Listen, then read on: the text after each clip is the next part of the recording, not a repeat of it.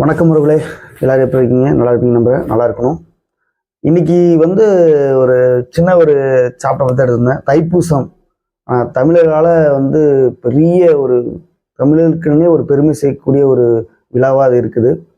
தமிழர்கள் மட்டும் இல்லை, எல்லாருமே இது கொண்டாடுற அளவுக்கு இது தைப்பூசங்கிறது விழா கொண்டாட எல்லாருமே ரொம்ப ஆவலோட கொண்டாடுற ஒரு பண்டிகையா இருக்கு தைப்பூசம் அப்படின்றது.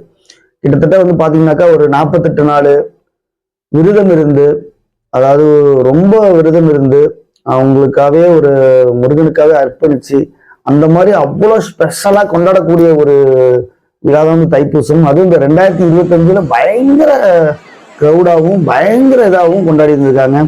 பழனியா இருக்கட்டும், மருதமலையா இருக்கட்டும், மற்ற சிங்கப்பூரையா இருக்கட்டும், நிறைய இடங்கள்ல பார்த்தீங்கன்னாக்கா பயங்கரமா இந்த தைப்பூசத்தை கொண்டாடி இருக்காங்க. இருக்கிறதுலே முருகன் சிலையோட இருக்குது. சிங்கப்பூர்ல one of the big temple, அதாவது முருகன் டெம்பிள் பயங்கர பெரிய சிலை அங்கதான் இருக்குது. அங்கேயுமே பயங்கர இந்த மோஸ்ட் பாப்புலாரிட்டி உள்ளவங்க, ஆக்ட்ரஸா இருக்கட்டும், செலிபிரிட்டியா இருக்கட்டும், எல்லாருமே இந்த தைப்பூசத்தை போய் கலந்துட்டு இருக்காங்க. அவங்க பயங்கரமா கொண்டாடவும் செஞ்சிருக்காங்க. இந்த தைப்பூசம்னா என்னங்க? தைப்பூசம்னா எப்படி கொண்டாடப்படுகிறது? தைப்பூசம்னா எதனால அது கொண்டாடப்படுது அப்படிங்கிறத நம்ம பார்க்கலாம்.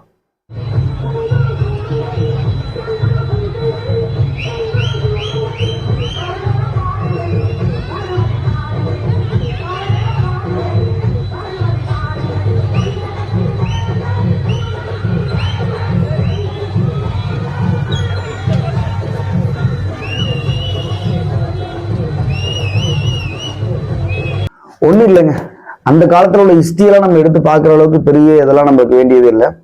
அந்த காலத்துல போர் புரிகிறப்போ தேவர்களுக்கு பெரிய ஆபத்து வர்றப்போ அதுக்கு அதை தலைமை தாங்கி அந்த போரை வென்றெடுக்கிறது தான் முருகன் இருந்திருக்காரு. அப்போ அந்த அரக்கர்களை கொல்றதுக்காகவும் அவங்க கூட சண்டை போடுறதுக்காகவும் ஒரு நல்ல ஒரு பக்தியோட அவங்க பார்வதி அவங்ககிட்ட இந்த வேல் வாங்கியிருக்கிறதா சொல்றாங்க. அந்த வேல் வாங்கின நாள் தான் இந்த தைப்பூசம் அப்படிங்கிறது சொல்றாங்க. அந்த இந்துக்கள் சொல்லிட்டு இருக்காங்க. அதுவும் பயங்கரமா அதை போற்றவும் படுறாங்க. அந்த வேலுங்கிறது எல்லா கார்லயும் பாத்தீங்கன்னா இருக்கட்டும், நிறைய பைக்ல இருக்கட்டும், அந்த வேல் வச்சே இருப்பாங்க. எப்பவுமே முருகன் ட்ரெண்டிங்லயே இருப்பாரு எப்பவுமே.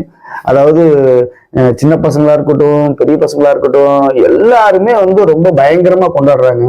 இப்போ நான் இங்க கோயம்புத்தூர்ல இருக்கிறதுனால அந்த மருதமலைக்கு போறப்போ எப்படி எல்லாம் இருந்துச்சு அப்படிங்கிறத நான் உங்ககிட்ட கொஞ்சம் ஷேர் பண்றேன்.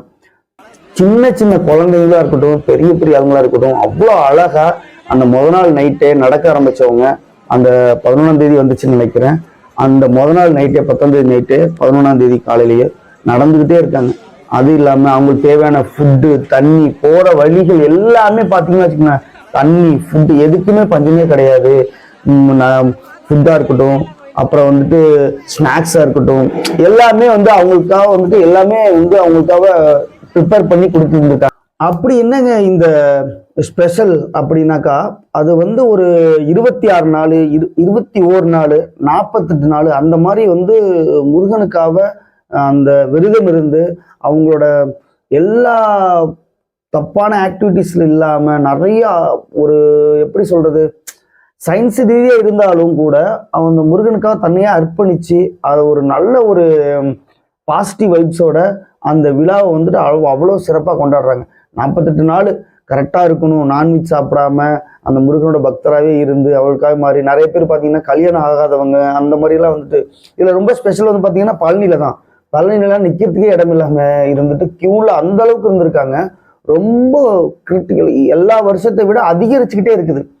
இப்போ நல்லா தெரிஞ்சுக்கோங்க, ஒவ்வொரு ஆண்டுகள் வரவும் ஏன் பக்தர்கள் கூட்டம் அதிகமாகுதுனாக்கா, நம்ம சயின்ஸ் ரீதியாக பார்த்தோம்னு வச்சுங்களேன், நிறைய பேர் நிறைய கஷ்டங்கள் அவங்க மனசுல எப்பவுமே வேலைன்னு ஓடிட்டு இருக்கவங்க எல்லாருமே தன்னுடைய கஷ்டங்களையும் தன்னுடைய சுமைகளையும் இறக்கி வைக்கிற ஒரு இடமா இருக்கிறது கோயில்களும் மசூதிகளும் கிறிஸ்தவ ஆலயங்களும். இது காலங்காலமா இருக்கிறது தான். ஆனா வர ஆண்டுகள் எல்லாமே இந்த மாதிரி அதிகமாயிட்டே இருக்குது. ஏன்னா அந்த அளவுக்கு மக்கள் எல்லாமே ஸ்ட்ரெஸ் அதிகமா இருக்குது. அவங்க கிட்ட உள்ள விஷயங்களை எங்க ஷேர் பண்றது தெரியாம கோவில்ல போய் உட்கார்ந்து நிறைய அவங்களுக்காக வேண்டுதலா இருக்கும், நிறைய இதா இருக்கட்டும், அதை இப்படி பண்ணியிருக்காங்க.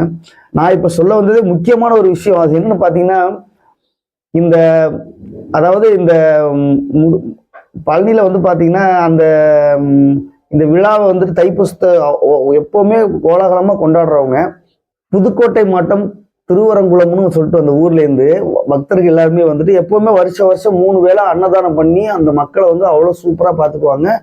மக்களுக்காக நிறைய ஃபுட்டெல்லாம் செஞ்சு போடுவாங்க.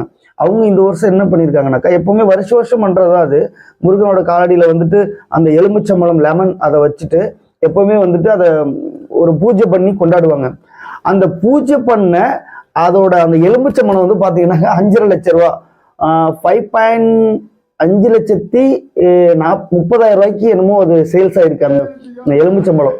அவ்வளவு ஒரு பவர்ஃபுல்லான ஒரு எலுமிச்சம்பழம். அதை வந்து நாங்கள் பூஜையில வச்சு கொண்டாடி இருக்கோம் அப்படின்னு சொல்லிட்டு ஏலமிட்டு அது ஒரு வகுப்பை சேர்ந்தவங்க அவங்களோட வகுப்புல இருந்து போயிட்டு அந்த அவங்களோட இடத்துல எல்லாரையுமே கூப்பிட்டு வச்சு அந்த முருகனோட காலடியில வச்சு அந்த எலுமிச்சம்பழத்தை வந்து இப்போ பயங்கர ட்ரெண்டிங்ல இருக்குது. அது இன்ஸ்டாவா இருக்கட்டும், ஃபேஸ்புக்கா இருக்கட்டும், இப்போ பயங்கர யூடியூபா இருக்கட்டும், அது பயங்கர ட்ரெண்டிங்ல போயிட்டு இருக்கு.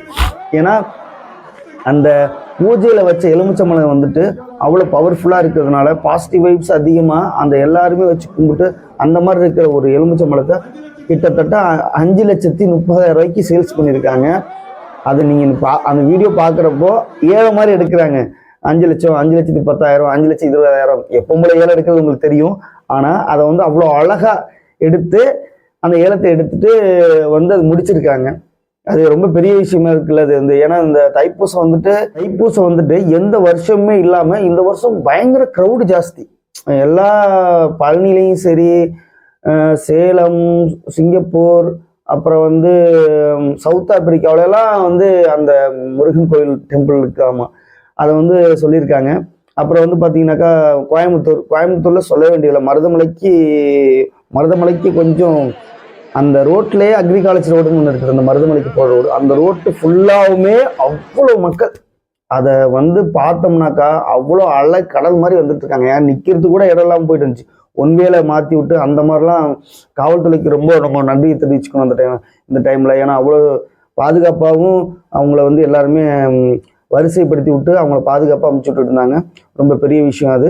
இந்த தைப்பூசம் வந்துட்டு தமிழுக்கான ஒரு பண்பாடு, பாரம்பரியம்.